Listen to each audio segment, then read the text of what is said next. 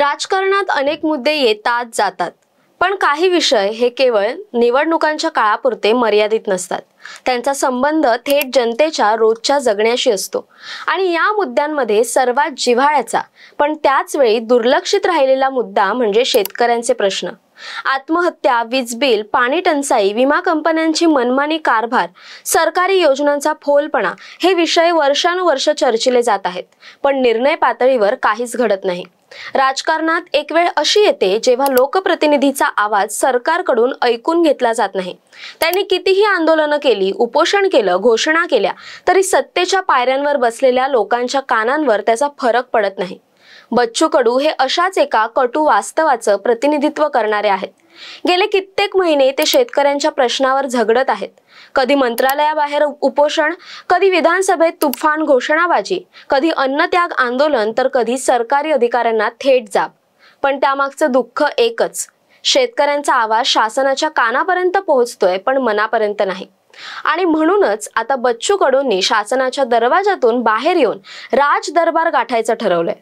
उद्या ते राज ठाकरे यांची भेट घेणार आहेत। राज ठाकरे हे जरी शहरी आणि मुख्यत्वे मुंबई पुणे केंद्रित राजकारणाचे प्रतिनिधी म्हणून ओळखले जात असले, तरी त्यांनी वेळोवेळी शेतकऱ्यांच्या प्रश्नांवर भाष्य केलंय। सरकारने दिलेल्या आश्वासनांना त्यांनी खोडून काढलंय। पवार शिंदे फडणवीस सरकारच्या कार्यकाळात शेतकऱ्यांचे प्रश्न अधिकच गंभीर झालेत। एकीकडे शेतकरी कर्जमाफी, तर दुसरीकडे वीज कंपन्या वीज बिल थकबाकीच्या नावाखाली थेट वीज पुरवठा खंडित करतायत। विमा कंपन्या शेतकऱ्यांची फसवणूक करतायत। या सगळ्या पार्श्वभूमीवर बच्चू कडू यांनी आक्रमक भूमिका घेतली आहे। त्यांनी नुकताच शेतकरी प्रश्नांवरून मंत्रालयाबाहेर उपोषण सुरू केलं होतं आणि सरकारवर ताशेरे ओढले होते। तसंच शेतकऱ्यांच्या मागण्यांसाठी अन्नत्याग आंदोलन केलं होतं।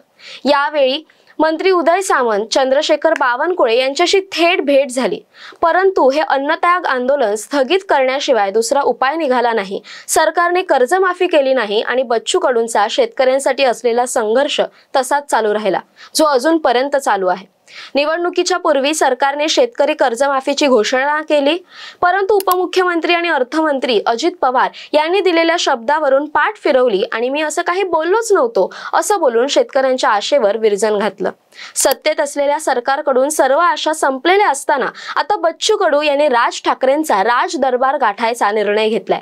मनसेच्या बाळा नांदगावकरांनी आमच्या आंदोलनाला पाठिंबा दिला होता, तेव्हा 2 ऑक्टोबरच्या मोर्चा संदर्भात शेतीच्या प्रश्नांवर भेटण्याचं बोलणं झालं होतं, म्हणून आता राज ठाकरे यांची भेट घेत असल्याचं बच्चू कडू यांनी स्पष्ट केलंय। या सगळ्या घडामोडींच्या पार्श्वभूमीवर उद्या बच्चू कडू आणि राज ठाकरे यांची होणारी बैठक अत्यंत महत्त्वपूर्ण ठरणार आहे, कारण बच्चू कडू हे विदर्भातील वास्तवाशी थेट जोडलेले आहेत। शेतकऱ्यांच्या प्रश्नावर त्यांनी आजवर अनेक वेळा आवाज उठवलाय, तर दुसरीकडे राज ठाकरे हे सरकारच्या विरोधात भाष्य करणारा प्रखर आवाज आहेत। जर हे दोघंही एकत्र आले आणि शेतकऱ्यांच्या प्रश्नावर एकत्रित भूमिका मांडण्याचा निर्णय घेतला, तर ते सत्ताधाऱ्यांना अडचणीत आणू शकतं। या भेटीमुळे शेतकऱ्यांना खरंच आशेचा किरण दिसतो का, हा खरा प्रश्न आहे।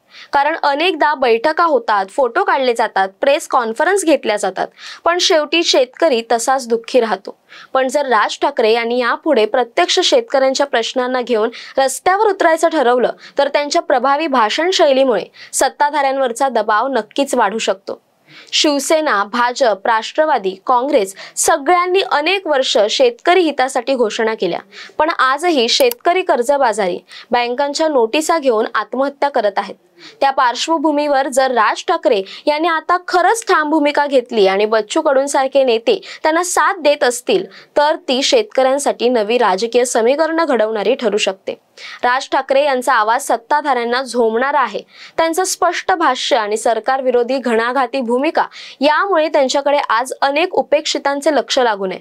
त्यामुळे राज ठाकरेंना भेटून शेतकऱ्यांच्या समस्या दूर होण्यासाठी मदत होणार का, हे येणारा काळच ठरवेल। दरम्यान या सर्वाबद्दल तुम्हाला काय वाटतं, तुमचं मत कमेंट करून नक्की कळवा। तसेच अशा नवनवीन व्हिडिओसाठी टाइम महाराष्ट्राला सबस्क्राइब करा। धन्यवाद।